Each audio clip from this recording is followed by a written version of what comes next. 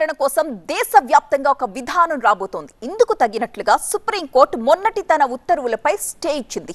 ఈ అంశంలో అన్ని రాష్ట్ర ప్రభుత్వాల్ని, కేంద్ర పాలిత ప్రాంతాల్ని కూడా చేర్చింది.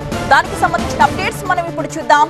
ఈ కేసు ప్రభావం దేశవ్యాప్తంగా ఉంటుందన్నారు జస్టిస్ విక్రమ్ నాథ్. వీధి కుక్కల నియంత్రణకు జాతీయ విధానం రూపొందించడం కోసం ఈ నెల 11న ఇచ్చిన సుమోటో ఉత్తర్వుల్ని సవరిస్తున్నామని చెప్పారు జస్టిస్ విక్రమ్ నాథ్. పట్టుకున్న శునకాలను స్టెరిలైజ్ చేసి అక్కడే వదిలేయాలని, రేబిస్ వ్యాధితో ఉన్న శునకాలను, దాడి చేసి కరిచే శునకాలను మాత్రం షెల్టర్ జోన్స్ కి తరలించాలని సుప్రీంకోర్టు ఆదేశంలో ఉంది. అయితే బహిరంగ ప్రదేశాల్లో వీధి కుక్కలకు ఆహారం పెట్టకూడదు అన్న నిబంధన కూడా విధిస్తోంది సుప్రీం. ప్రత్యేకమైన ఫీడింగ్ ఏరియాస్ లో మాత్రమే ఆహారం ఇవ్వాలని, జంతు ప్రేమికులు వీధి కుక్కల్ని దత్తత తీసుకోవచ్చు అని తెలిపింది సుప్రీంకోర్టు. మా ప్రతినిధి గోపీకృష్ణ సిద్ధంగా ఉన్నారు. గోపీకృష్ణ, తుది తీర్పు ఎన్ని గంటలకి రాబోతోంది? దీనికి సంబంధించి ఎలాంటి గైడ్ లైన్స్ ఇవ్వబోతున్నారు? జంతు ప్రేమికులు ఏమంటున్నారు?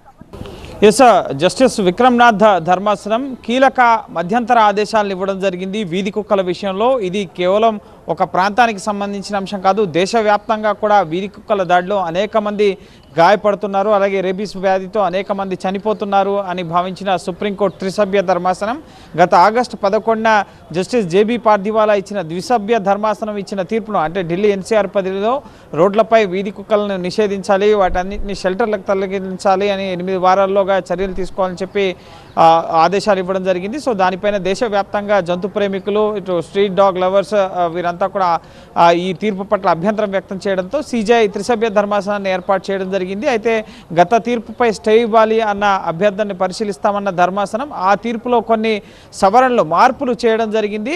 స్ట్రీట్ డాగ్స్ ఏవైతే ఇటు అగ్రెసివ్గా అలాగే రేబీస్ వ్యాధి లక్షణాలు కలిగి ఉన్న కుక్కల్ని మాత్రం షెల్టర్స్కి తరలించాలని చెప్పి ఈరోజు సుప్రీంకోర్టు మధ్యంతర ఆదేశాలు ఇవ్వడం జరిగింది. అలాగే ఇటు ఏవైతే స్టెరిలైజ్ చేయబడి వాటికి టీకాలు వేయబడిన కుక్కల్ని మళ్ళీ తిరిగి వదిలేయాలని చెప్పి సుప్రీంకోర్టు ఆదేశాలు ఇవ్వడం జరిగింది. అలాగే పబ్లిక్ ప్లేసెస్లో ఈ వీధి కుక్కలకి ఆహారం ఎక్కడ పడితే అక్కడ ముఖ్యంగా వేయకూడదు అని చెప్పి కూడా సుప్రీంకోర్టు ఆదేశించడం జరిగింది. దీనికి ఎంసీడీ ఒక నిర్ధారిత ప్రాంతాలని ఏర్పాటు చేయాలి. కుక్కలకు ఫీడింగ్కి సంబంధించి వాటికి ఆహారం ఏర్పాటు చేసే ప్రాంతాలని ఇటు ఎంసీడీ గుర్తించాలి, ఏర్పాటు చేయాలని చెప్పి కూడా సుప్రీంకోర్టు ఆదేశించడం జరిగింది. అలాగే దేశవ్యాప్తంగా రాష్ట్రాల పశుసంవర్ధక శాఖ కార్యదర్శులకి, కేంద్రపాలిత ప్రాంతాల్లో ఉన్న ఇటు పశుసంవర్ధక శాఖ కార్యదర్శులకి నోటీసులు ఇవ్వడం జరిగింది. ఈ కుక్కలకు సంబంధించి, వీధి కుక్కలకు సంబంధించి తీసుకునే చర్యలకు సంబంధించి వివరణ ఇవ్వాలని, తదుపరి విచారణను 8 వారాలకి సుప్రీంకోర్టు వాయిదా వేయడం జరిగింది. అలాగే ఎవరైతే డాగ్ లవర్స్ ఉన్నారో,